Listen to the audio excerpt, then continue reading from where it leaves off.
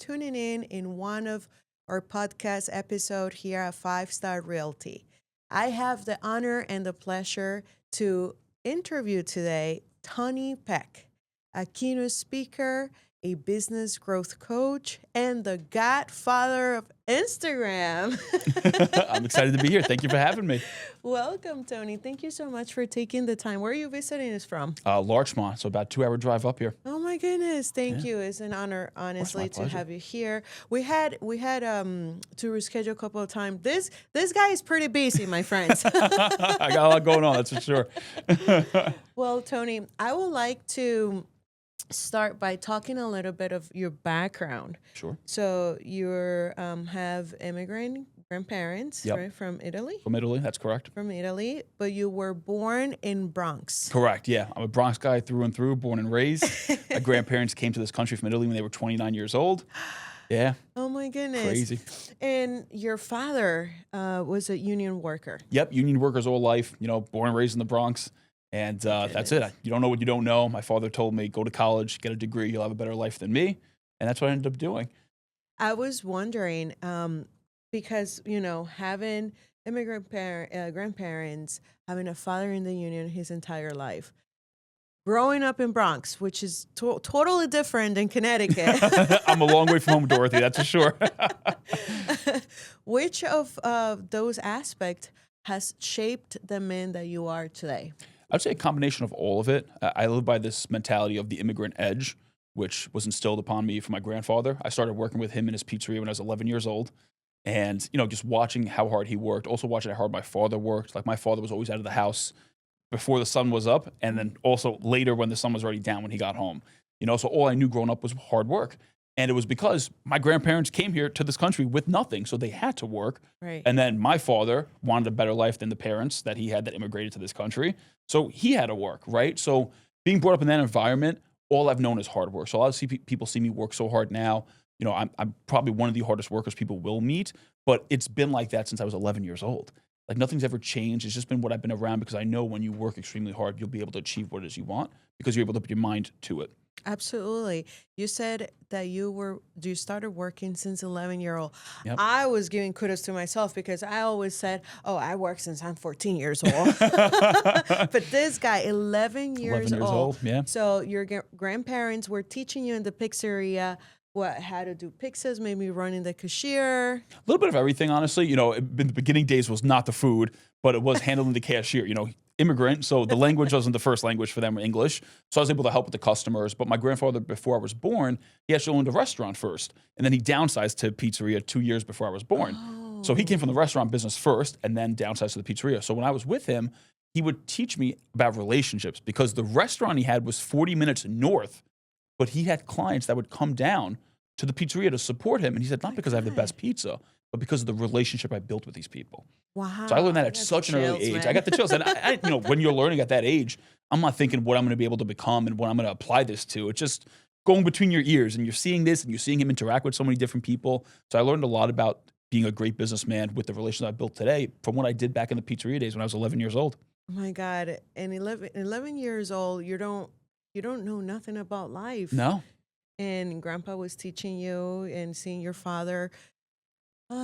What is something that you remember that really stuck in your head until today's day from working at the pizzeria? A memory, a core memory that you can share? Probably, I wouldn't say one specific memory. I would say that my grandfather, he shut down the pizzeria when he was 83 years old. He was still the one going to the pizzeria to open and make the pizza up until the day he closed the pizzeria. So just seeing that, it just puts hard work in a different perspective to me because he did that because he had to. He came to this country with nothing, no money, no connections, didn't know the language, no family here, and he had to figure it out. So the fact that I am given such an opportunity in this country with all the tools we have at our fingertips with social media and technology, the era that we're in, this digital era, that I almost have a responsibility to do as much as I can to become what I can be because of what he did with what he had and the limited resources that he was able to do. So that's probably the biggest core memory that I have is just the amount of work that he put in. And you don't really appreciate it when you're younger, but as you get older, you kind of look back and you're like, fuck, he was a dog. Like, 83 years old, and he's 93 to this day. And I take him to the casino, he plays poker, and You know, he's Oh, still you're sharp still in the mind, kicking. still kicking, still bopping around. And if he can work to this day, he would work. But it's just like, no, you don't need to. You got to relax now, you know.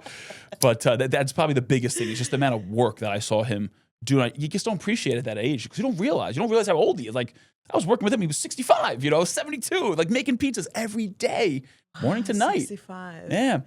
So would you say when he closed, let me ask you, when he closed the pizzeria, was it because he wanted to retire or he was going through a hard time? The latter. So more of a hard time. Wasn't the greatest businessman. He had his downfalls. Again, immigrant that came to this country, didn't have a mentor, didn't have help of that sort. So he had to cut it down for just financial reasons. And now he just pretty much just is retired, I guess so to say. But, I was working with him when most people retire. Most people retire at the age of 65. Right. He's there opening the pizzeria, making the pizza, closing the pizzeria every day. Like he didn't have a pizza guy. He was the pizza guy. My father would come and help a little bit, and my uncle would come and help a little bit. So all the family was involved too, which was nice. But he's the day to day. You had to step in, man. Yeah. You had to step in. Exactly. Wow. Seeing how much growth you have throughout the years, his social media is amazing. Like you have to check him out. You'll share it at the end of Absolutely, the I appreciate episode. that. But your grandfather teaching you relationships. You see how that is connected, right? Mm-hmm. And how much of relationships you had.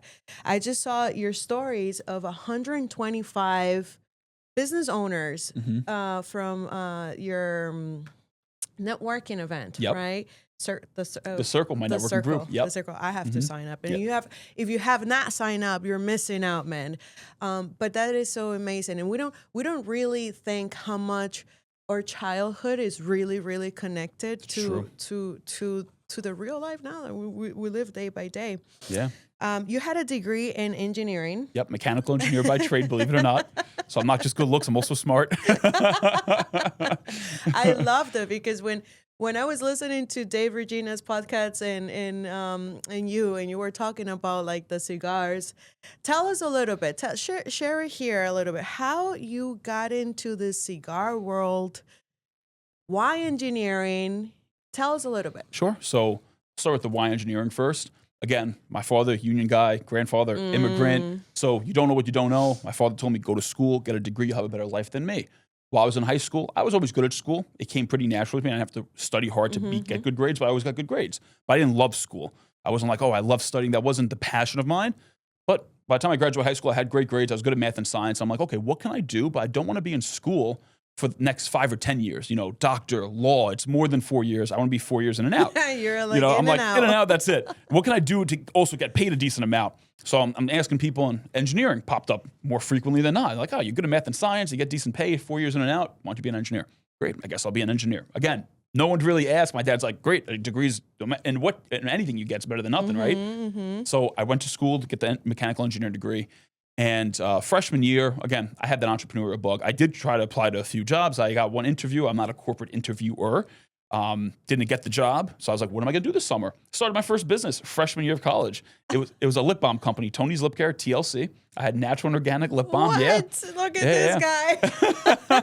So I was doing that through college. On the weekends, instead of going out late, I would wake up early on Saturday mornings and I'd go to the mom trade shows in Westchester and I would sell the lip balm to the moms, 1 for $5, 3 for $10. Yeah. So I learned a lot doing that. I also hustled other ways throughout college too. I was a bouncer. I was a showing agent for a real estate brokerage locally. I worked in a construction company. So I did a lot of different things because I don't think enough people realize we're still so young at the age of 18, 22, 25. But most people think the 1 or 2 things they try and do is what they have to do. Not enough people try enough things to know what they don't like and what they do like.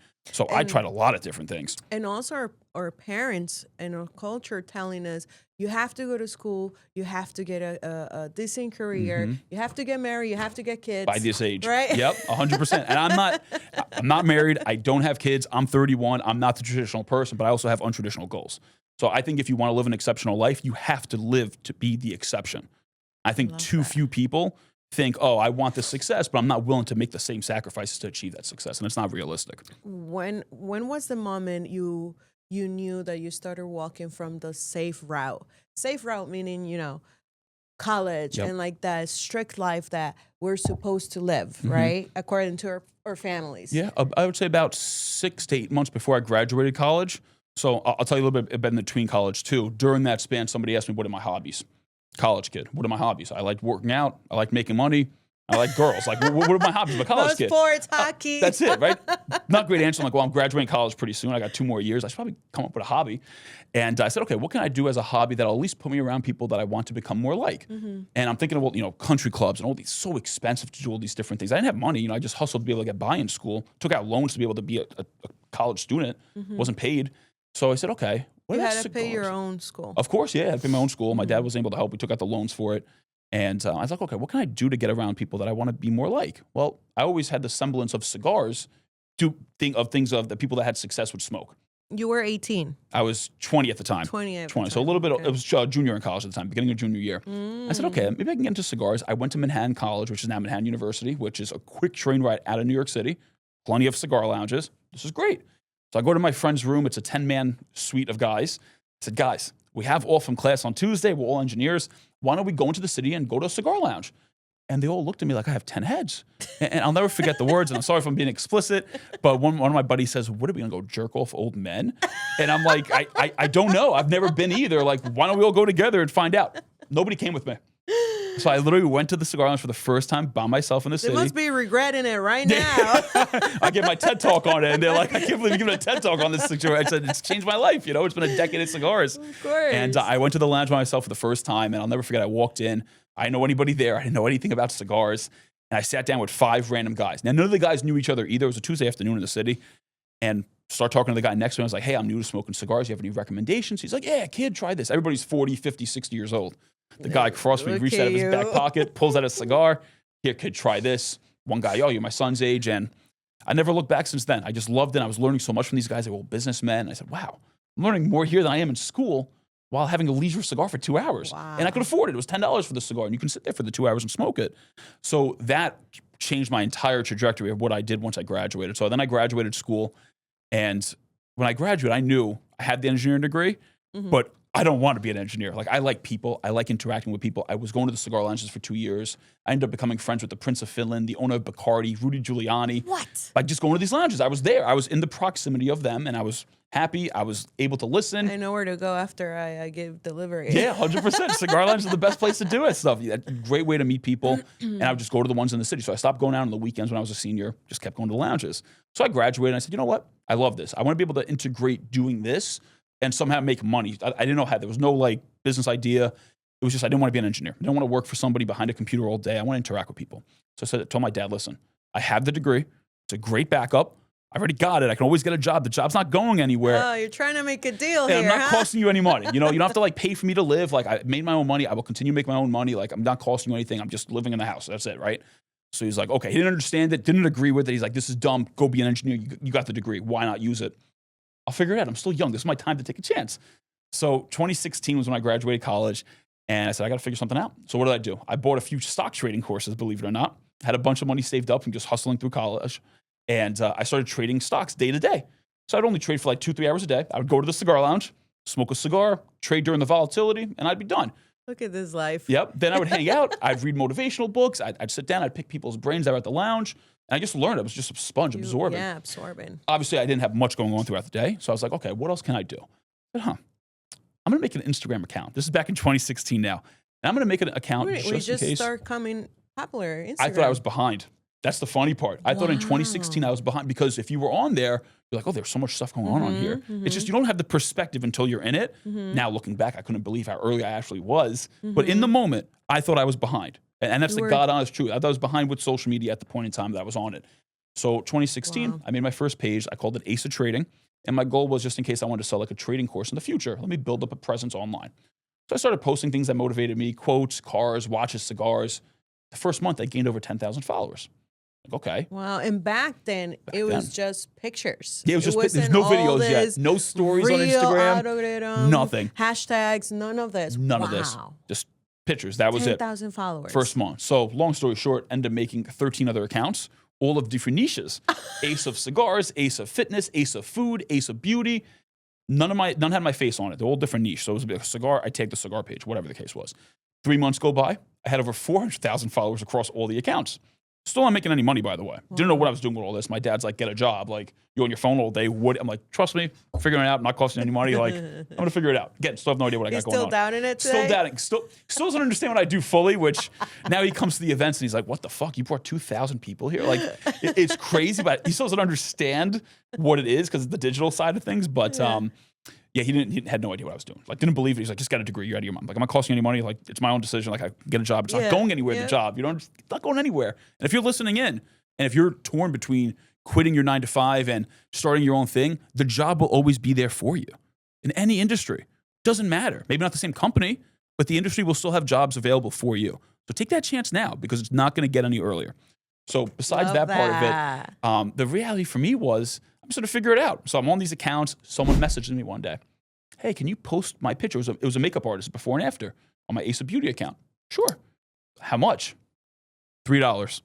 Okay, what's your PayPal? Sent me $3 to post a picture. I'm like, this is fucking crazy. And if I knew you before. Right? I was like, this is nuts. You have to pay me $3 to post a picture. So I made little packages, 1 for $3, 2 for $5, 4 for $10, and I started DMing different accounts. I was like, hey, I'm offering these picture packages. I'll post your picture. I'll tag you. This is how much you can pay. Some people took a bite, hustling, right? Still trading the stocks, wasn't paying the bills, ended up getting into construction for a little bit in the city. And my whole proposition to the construction company was, I can help you with your marketing. I can help you bring in sales because I network at the cigar lounges as is. I just don't have anything to sell them. I just need to learn about real estate because I want to be an investor. So just teach me as a GC what to look for. And you can bill me as an engineer because I have the degree. So it's a win-win all around. But I'm not an engineer by any means. And it worked out. Let's talk about salesman here. Yeah, right. So I did that for about 2 years. And that was from 2017 till I quit in early 2019. My first 3 clients for marketing were 3 of my subcontractors on the job site. Yeah. Goodness. Yep. And you were Never probably, what, 23, 24 at the time? I was 25 when I started the business, yeah. 25. In 2019. I'm 31 now. You went all in on 2019. Yep.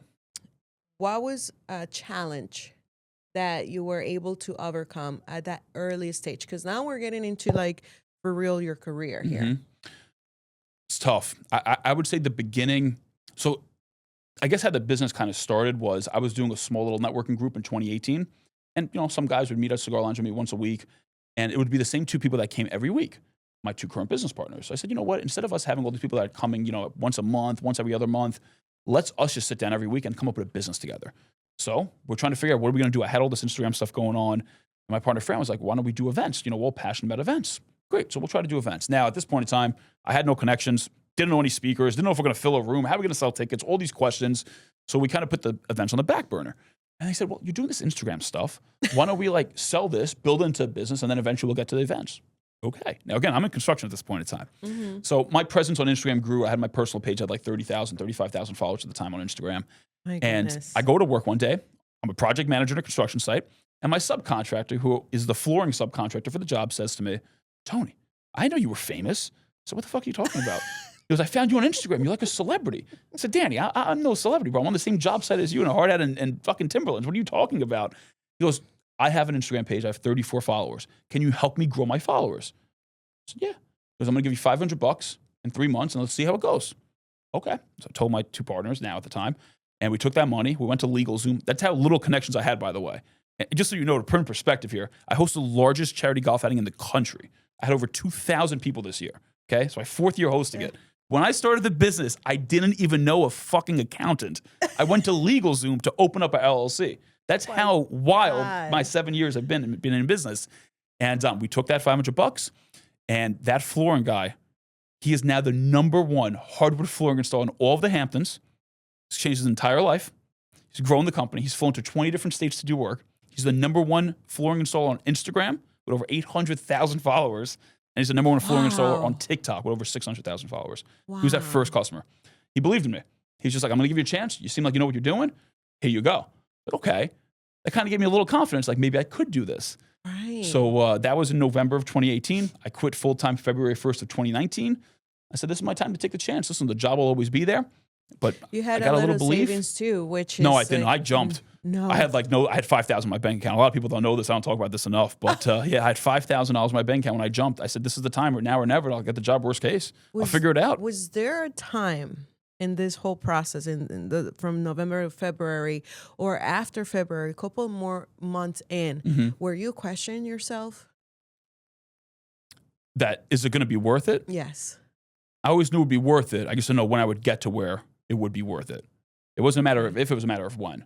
So I just knew if I willed my way through and just constantly showed up and put as much work as I possibly could, something's going to give, in some way, shape, or form. And I've always been good at figuring it out. And that's what I've done, So like in the beginning, I slept in my office 5 nights a week. That's all I did.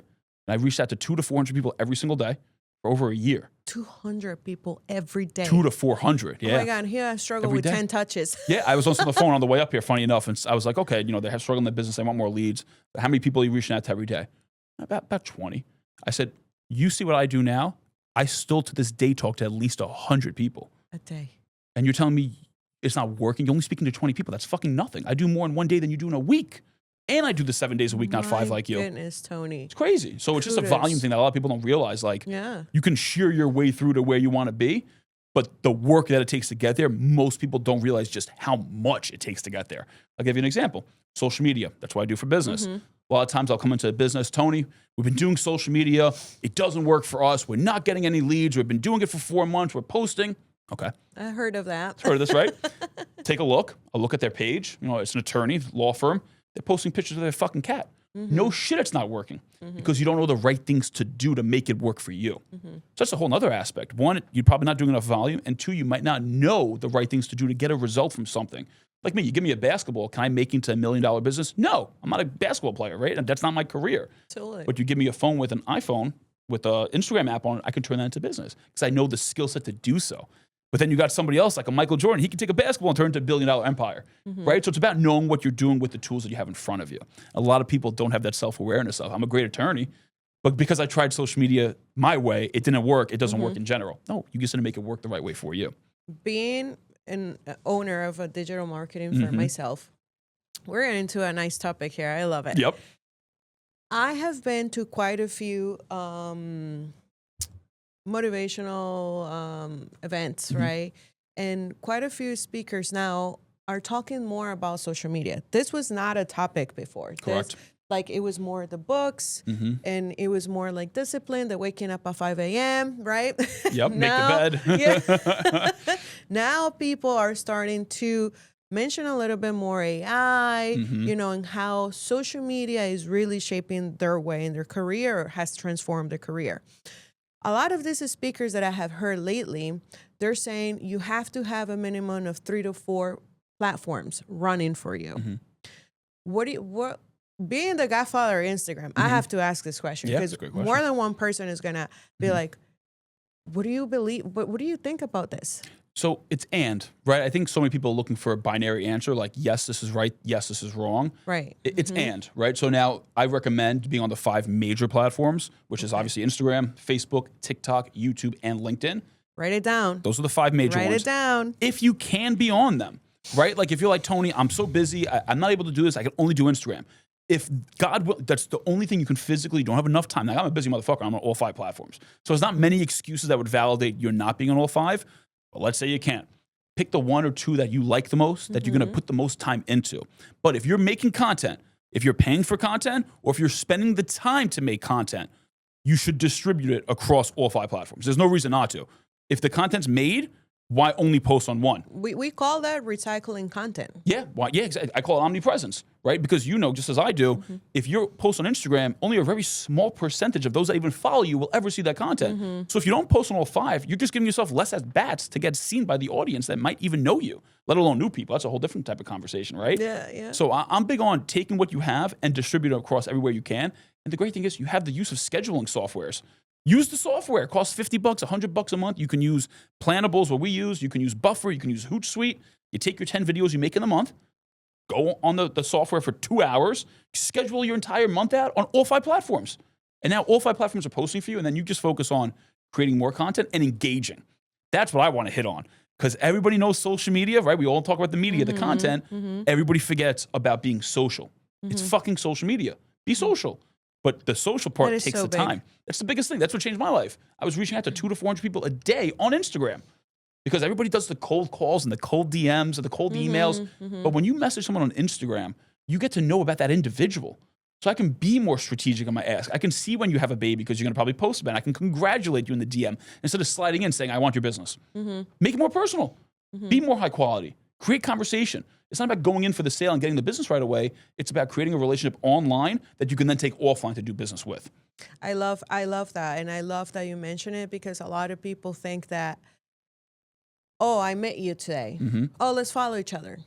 And they think that's it. Yep. You don't build, people are not taking the time to build that relationship. And here it goes back to your grandfather. Yep. Again, how important that is to actually take a minute or two, go for a coffee, something, pay for the lunch, something. Comment on their post, like their story. I'm sure a lot of people listening, you guys like, you comment, you share, you support, you follow athletes, celebrities, sports accounts. They don't fucking put money in your pocket. If you have a lead, follow them on social media, watch every fucking story, watch their posts, know about what they have going on in their lives.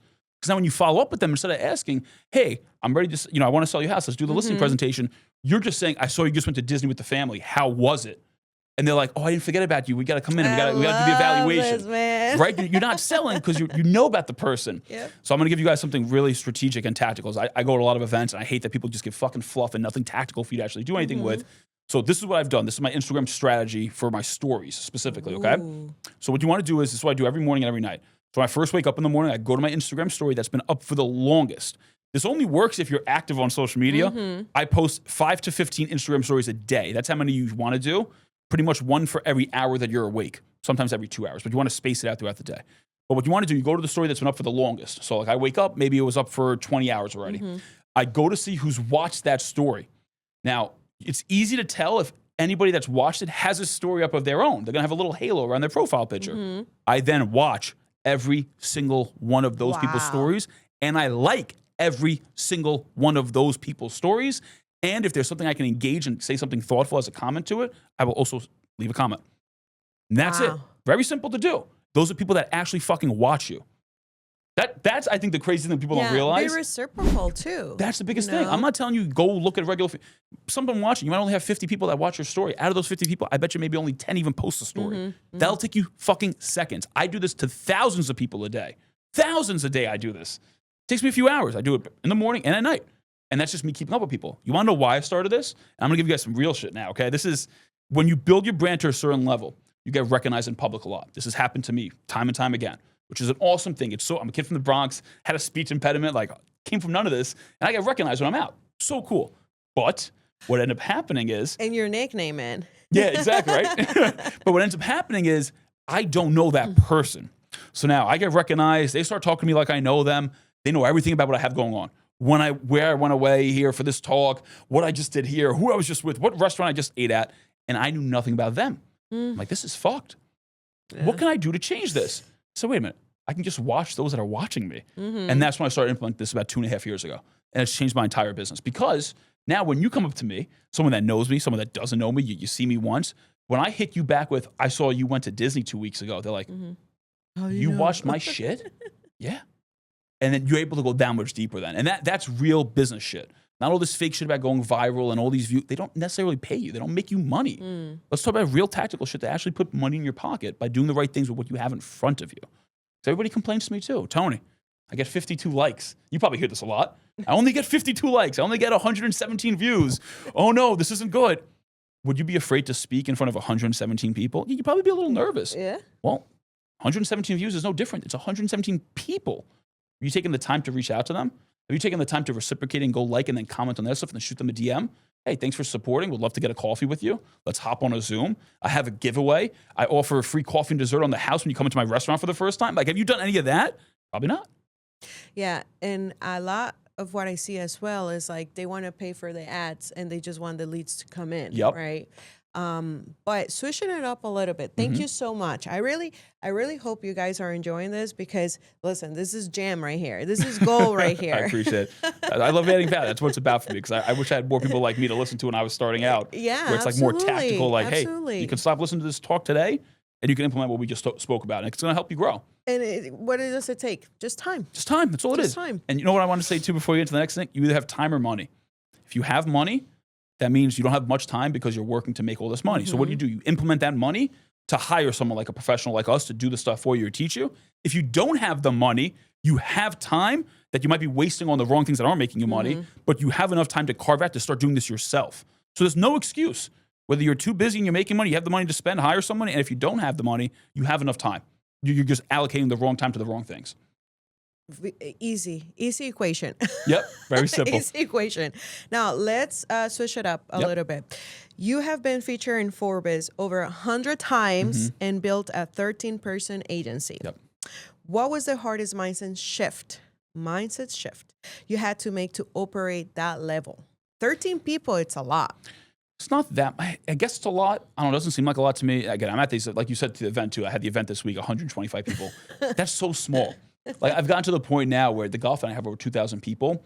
So that's probably the hardest thing I do throughout the years, hosting that golf outing. It takes me a few thousand people to put that event together. You know, I have 2,000 guests. I have over 100 sponsors, over 100 vendors. To control and 300 that. golfers. To control that's insane. My goodness. So a 13-person team that, you know, we all vibe well and we work together well, that's a breeze. I'd say the hardest mindset shift, though, is I think this is probably something that a lot of entrepreneurs struggle with that isn't talked about enough. But on the journey, the hardest thing is not knowing if all the work you're doing is going to pay off and when it will actually pay off. And just knowing that if I just keep working as hard as I possibly can, I'll eventually break through. But you really don't know when or if. You really don't. And that's the goddamn reality. So I think that was a big shift for me, saying all the work that I'm putting in, when is it going to break through? And you kind of like alleviate that stress, saying, you know what, if I keep doing the right things, I keep doing right by people, I keep showing up, it's going to break through. It's either I'm going to give up first or it's going to break through. So you just got to keep on going. And that shift really unlocked a lot of growth in my life. A lot of entrepreneurs crumble under pressure. What allowed you to stay grounded? Because you are scaling fast, Tony. I mean, from 2016 to 2019, that was a big jump. Yeah. Now, from 19 to 2025, where you are now, the golf outing, 2,000 people. Yeah, it's crazy. What keeps you grounded? You know, I only focus on controlling what I can control. And I think I've seen so many, because of the marketing agency that I'm in, I've been able to see so many different business owners in so many different industries. And even event hosts, people that do events, and I'm at their events, you just see how erratic they get over small inconveniences, where if that inconvenience I can't change, I just have to adapt in the moment and realize it's a factor that I can't change. So understanding that in business, in events, and anything you do, only focus on controlling what you can control. That should keep you more grounded and more calm and at peace, because you know you are doing your best on the things that you can actually control and make a difference in.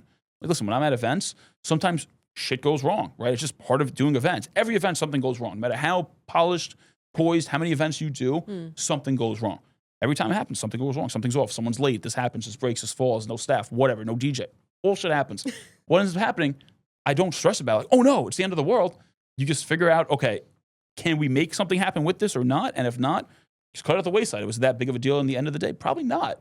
Focus on what you can't focus on. And something I love to focus on that ties back to this is, I'm going to bring it back to the events because this is more specific to me, but even for other people too. If you do events or just host seminars, whatever the case is, so many people get caught up with the people that don't show up to things. Oh my God. I don't even waste a second of my thought over someone that doesn't show up to anything that I do. I only pour into those that are showing up. That are supporting, that are real. Why are you thinking about the people that aren't supporting you? There's so many people in front of you that are, even if it's 7, even if it's 70. Just focus on those that do support you. Pour back into them. Don't worry about those that don't support you. Maybe over time they will. And if they don't, who cares? You have the other people that are supporting you in front of you. Focus on them. Don't stress about those that don't. And that's a tough pill, because sometimes the ones that don't support you are your family and your closest friends. But if they don't support you, it's okay. Don't be upset about it. They just don't know what they don't know. They can't understand what they don't understand. And they want the best for you. And a lot of times people are scared about entrepreneurs because they don't know what's going to happen to them. There's no guarantee of safety. So of course your family and your closest friends don't want to see you fail, because failing is bad in the regular sense. But in business, you need to fail to grow. So it's going to be a scary thing for them to want to support. But don't focus on the not supporting, focus on those that do support you. And over time, the right people will support you. You know, you remind me of a time a couple of months ago, we were doing a golf outing networking for first time. Yep. I'm not a golfer. My girl that is, she's a tax preparer and she has her own. She's like, yeah, my husband is a golfer, but I'm just tired of this regular networking. It's like, why can we just go play a sport and then all these business owners come and network after and eat and dance, and you know, we start looking up, you know, how to do these things. But something that I learned this year about outside, like outdoor activities is freaking raining days. Weather. Yep. Yep. Oh, I knew you were going to get to that one. I had an event canceled in May because of the rain. Back-to-back weeks of rain on the same day. It was so funny that they called her at the golf course. They start calling her the raining day, Yeah. the raining lady, because Oh, man. she had a date set. It rained. We switched it up for another week. It rained. Oh, man. We switched it up, and it was gonna rain the day prior. So she was like, "I'm just gonna cancel this." That's rough. Yeah. And of course, like some people backed out and Of stuff course, like yeah. that. But it's so true what you said. Focus on the ones that still do show up. Yeah, that's all you can focus on. And you know, it's funny because you get people that don't show up to something. Sorry, I couldn't make it. I missed. I didn't even notice you weren't there. It sounds mean, but I was so into the people that were there. You know, like course. there's people that come out of their way to come see me, come meet me, come to pick my brain. I'm only going to focus on them. I'm not going to focus on the ones that didn't show up. Yeah, Like, Greg, you absolutely. text me, sorry you're not there. I don't care you didn't show up. Like, shit happens. I miss stuff too all the time. I get it. Life is fucking busy. You can't have an expectation of anybody supporting you unless you're pouring into them. And even if you are pouring into somebody, doesn't mean that they have to give back to you either. Pour into them only if you want to pour into them. I live my life by that. I give with no expectation of getting anything back. And if it comes back in some way, shape, or form, great. But if it doesn't, I just knew I was able to help how I could help. Tony, in this beautiful journey of yours, what has been a moment that almost broke you, but it actually helped you to win today? It's a good question. I don't think I've ever been asked that before. I'd say probably the pandemic year. That first year was tough. That was 2020. You know, we were 13 months into the business and just figuring stuff out. Didn't have a lot of money. You know, almost getting down my bank account to zero. A lot of credit card debt. And at that point in time, I was thinking about, I'm just going to Uber while still building this. Like it was never that I was going to quit. I was never going to give up or go get the job. It was just, what else can I do to still focus on building this while being able to survive and pay the bills I need to pay? And that was the closest I've been to doing something else. And I could think that month hit a little inflection point. Things just happened to work out. I'm also really risk tolerant. Like I'm okay operating with $100,000 in credit card debt, which I did. Just to be able to build a brand and do the right things by people, pay for relationships, pay for events, like cover people's dinners, get people's gifts when I had no money. A lot of people don't know that. You know, like I think it's a bigger show of character when, you know, if you're somebody that pulls out $10 in your pocket to give to somebody and all you have is $10 versus somebody that pulls out a $100 bill, but they got $1 million in the bank. That $10 meant a lot more to that other person. You know, and that's how I always lived. I'm always going to pour as much as I possibly can to everybody. And it comes back to you in some way, shape, or form. And that was probably the hardest point for me when everything almost went to zero, but it was never going to give up. It was just, how do I find another way to make this work? And Uber was that next chance for me where you can sign up your car, you can pick the hours that you want to work. And this is real. Like this is practical shit. If you're an entrepreneur, you're hustling, you're not making the money you want to make from your business, you can Uber. You could go on freelancer.com and offer like you can do things on the side while you're building your real business to at least pay the bills and not have to be confined to the 9 to 5 at the same time. You can go on TaskRabbit. Maybe you're handy. Go hang people's fucking paintings at nighttime while building your business in the daytime. It's okay. Business is fucking hard. I think people glorify it nowadays with social media that everybody's a successful entrepreneur. Less than 9% of the US population owns a business. Less than 10% of that population that owns a business does over $1 million a year in revenue. You know how rare it is to do $1 million in revenue? People think it's the normal. And if you don't do it, you're a terrible business. It's not real though. You know, so like understanding that no matter how low you get, you can make something else work for you while you're still working on your business and not giving that up and going to the 9 to 5. There are options. So many, my grandfather wouldn't have been able to do that back in his time. You know, if he had to shut down the pizzeria, he couldn't go Uber at nighttime to pay the bills for the pizzeria if he wanted to. He had to make it work. We have the stuff at our fingertips that we could do other things while working on our dream and still not being on a 9 to 5 in the grand scheme of things. Maybe you got to cut back a little bit, spend a little fucking less money. People are going to make fun of you. Fuck them. Who cares? You know, and having, like you said too, we spoke of this in the beginning of the podcast, that arbitrary timeline of like, you got to be married, you got to have kids, you got to have your career figured out by this age, this age, this age. Who made up these fucking timelines? And guess what? Whoever did, who gives a fuck? It's not your life. Right? It's your own life. Forget about that. It's your own life. Live it up. Live it up. You know, that's the biggest thing. And I get so passionate about this because even on my journey, when I started, nobody believed in me. People thought I was fucking nuts. My dad didn't believe me. Go use your engineering degree. You know, everybody thought I was crazy. My friends I went to school with, what are you doing? You out of your mind? I didn't give a fuck. And I have all these entrepreneurs. I said, well, what did you do when nobody believed in you? The only belief I had was in myself. And the reality is, if it's your dream, how can you ever expect anybody else to believe in your dream more than you? You have to believe in it more than anybody else. And in the beginning, you're the only fucking person that's going to believe in it because you haven't proved anything yet. So why the fuck would anybody believe in you? To even expect somebody to believe in you, I think is so fucking crazy to me. It drives me nuts. Because people are like, oh, I was going to go after my dream, but my family, my girlfriend, my brother, they didn't believe in me, so I didn't go after it. Why would they believe it? You didn't prove anything yet. But the reality is when you believe in yourself and you go after what it is you want and you actually start to achieve something, then you're going to start getting the belief in others. But by then you don't fucking need it anymore because you got there without the belief in them to begin with. I love that. I love that. And this is going to circle back to my last question for today. If younger Tony could see your life now, what part will surprise him the most?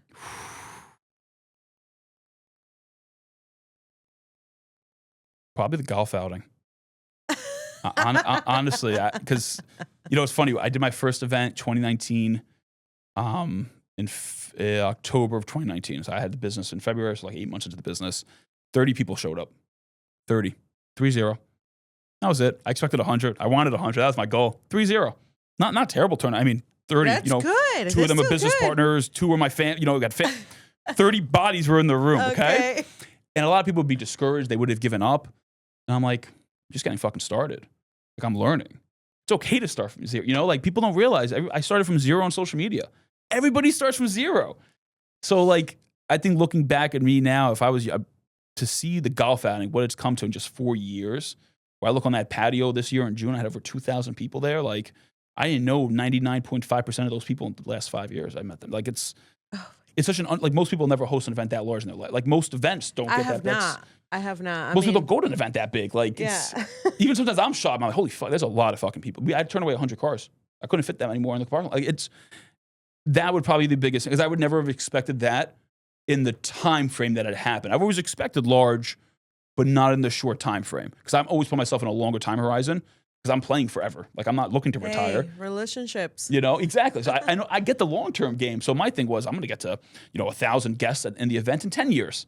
Well, my second year, we had fucking 950 people. Like, oh my God. Second year, crazy. But I did the right things to do it. Boots on the ground. I show up to businesses. I give out tickets. I reach out to people one-on-one. I call every fucking sponsor. There's over 100 of them. I call them to sell them. I call them to thank them after the event. I give up my entire 7 days after the outing just to reach out to people that were involved. Think about that. I'm a national fucking keynote speaker. I give TED Talks. I coach businesses. I've run several businesses. I've run networking groups with over 200 people in it. I do these events. I take 7 days to personally reach out to every sponsor. Phone calls, texts, tagging them on social media. Me, one by fucking one. I do that. Being personal, making them feel like put the time into it. It was not just for money. Because it's not. Yeah. It's a relationship. Thank you so much for believing in me and supporting me with your money. Like, you don't have to support the event. I'm aware of that. You don't have to.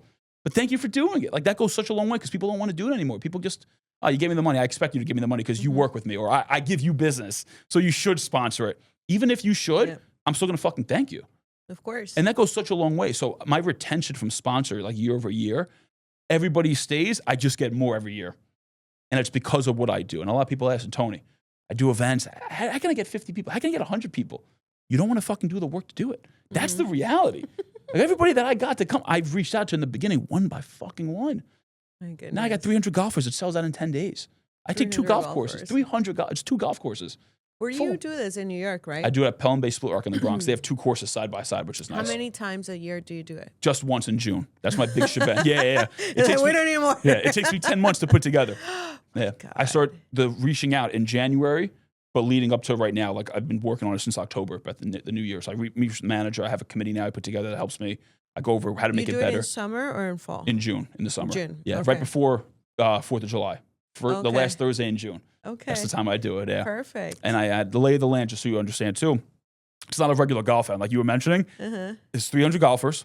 On the golf course, there's 2 vendors on every single hole for 36 holes. I have 72 vendors. What? I have a full pig roast, oysters, massage girls, cigars, shots, bacon and cheese on a griddle, smash burgers being made for you, all local businesses, giving the golfer stuff. Oh my God. And the cocktail networking reception, that has over 2,000 people. That's another 50 vendors there. steakhouse, brick oven Italian company, barbecue company, giving out food to the guests. If I'm not a golfer, can I still go? You could. So the good thing with the golf too, I'm not a great golfer, but I throw a great outing. I tell people this all the time. The golf outing is not made for serious golfers. I do got some people that play golf, but you're going to my golf outing in the golf portion, if you were to golf, to network and mingle. Everybody there is business owners, entrepreneurs, and professionals. They're there to mingle. And I strategically pair. So every hole has 2 foursomes on it. So I strategically pair the foursome you're with along with the 2 foursomes ahead of you and the 2 foursomes behind you, because you're going to bump into each other. So I pair you based on your golf ability.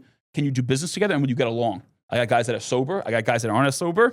I'm not going to put them together, so I strategically place you where you need to be to also keep up the pace of play, and you make sure you have a good connection. Because that's what's bad at the end of the day. I'm not going there to scratch golf. I want to make connections. Because I go into all these golf outings. The swag bag, you got a duffel bag full of shit. Ashtray, cigar, lighter, cutter, hat, tumbler. Wow. And then the cocktails, just all the different vendors, and then more networking. So the cocktails where other people will come that don't want to golf at all. And that's from 6 to 10 p.m. Okay. That's perfect. Yep. Perfect time. Yeah. If you are getting as excited as I am right now for next year, you got to make sure you reach out to this guy. Yes. Tony, time has come so quick for us, and I feel like we just sat down to talk. But I want to do some rapid questions here, some fun questions. Coffee or cigars? Cigars. Hands down. I'm actually not a big coffee guy, believe it or not. I drink espresso after dinner. That's about the extent of coffee that I have. I see your stories, and there is not a day you're not posting about cigars. Might smoke more cigars than I drink water. Why does this dude post so much cigars every day? Here we go. Changed my life, like it's true.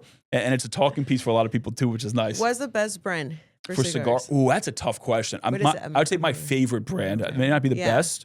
My favorite though, Padron.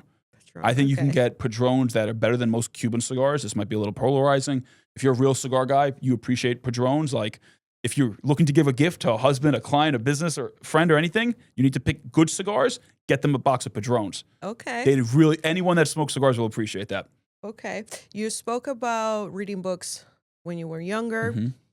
What was the first business book that actually changed your mindset? Great question. So I'm not the biggest fan of reading anymore, and I'll tell you why too. I'm a very slow reader, but I'm a very fast listener. As you can hear, I'm a very fast talker. I can also slow down if I have to. So I listen to audiobooks now because I can listen to it on 2 times the speed. The first book I've read on business and mindset, Think and Grow Rich, and I read it at the Cigar Lounge when I was 20 years old in college. Yeah, I was a member at that Cigar Lounge when I was 20, and I was going in between class to just have a cigar, pick people's brains, and I'd read the book. And it's still in my locker to this day, by the way. I left it in there, man. Okay. What was the most underrated skill in entrepreneurship that you think? Ooh. People skills, hands down. I think if you have people skills, you can pretty much figure out and solve anything else. Because if you have people skills, you can get the right people to work with you to solve the things that you're not good at and you don't like to do. And people skills you need to build a business, which is sales. Like, everybody's like product, operations, efficiency. You can't do any of that shit if there's no fucking sales. Got to be able to deal with people. That's the end all be all. You're a leader. You got to deal with the employees. That's people. You're in sales. You got to be able to bring business in your people, especially when you first start a business. People skills are so underrated. So if I can recommend to anybody too, if you're younger and you're listening, get a sales job. Like, that's the best thing you can do at a young age. Oh, yes. Work in a restaurant, be a server, be a bartender, go work in car sales. When I was a server. I believe it. Yeah. Yeah. I worked in the restaurant industry as a kid growing up too. It's the best thing you can do because you learn people skills and you learn how to deal with hostile work environments too sometimes. A nasty woman flipping out that the drink spilled on her. Like, but this is real though. Yeah. It teaches you how to handle a client when they have an irate situation. People skills is the most underrated thing. I wish I focused more on that as a kid. It was just natural to me. But if I knew what I knew now, I would have jumped into sales when I was younger. Favorite New York spot to recharge? Please don't tell me Cigars Lounge. That's not fair. I'm going to tell you Cigar Lounge. Oh, man. Another one. That's a tough one. Fuck, it really only Cigar Lounge. Okay, we'll skip it. Answer Cigar Lounges. One sentence only. What's your definition of success in one sentence? The freedom to do what you want, when you want, with who you want. Amazing. Tony, thank you so much. I really enjoy this episode, man. I really enjoy your company, listening to your story. We have something in common. Well, you were born here, but I am an immigrant, but you having that background of grandparents, being immigrant, you can only imagine, right, what people go through when they come to the United States. I thank you so much from the bottom of my heart, from 5 Star Realty team. Thank you for coming. We wanted to take this gentleman for lunch, and he said, "Nope, I gotta go." Thank you for having me. I appreciate it. Before you go, please tell the audience where can they find you. And this podcast is gonna come out, I believe, in December or January. December. Any event that you have going on in December that you want to invite people to? Yeah. So first thing, you can find me on Instagram, Tony Peck, TonyPEC_. That's me. Feel free to DM me. You can find all my other social channels from there too. It's my main platform, obviously. And then event-wise, I host one of my 2 public networking events, Tuesday, December 2nd. The podcast might come out after this, but what I do is I get about 150 to 200 business owners and about 25 vendors. I do a nice holiday networking event. I do that every year. I saw that. So that's a cool one. And then beyond that, if you're interested in more events, you can join my networking community, The Circle. I have 218 business owners, entrepreneurs, and professionals in New York, Connecticut, and New Jersey across all different industries. It's a great group. I do a quarterly event for them.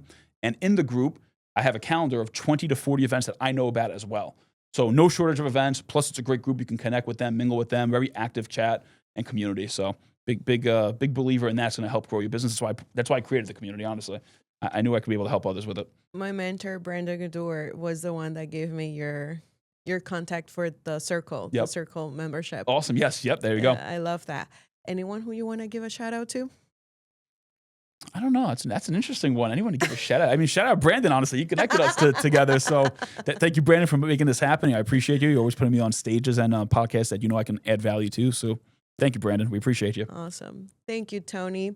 And for you, very loyal audience, thank you for watching. If you like this episode, make sure you share it so these amazing stories can reach out to people, especially entrepreneurs that are going through hard times.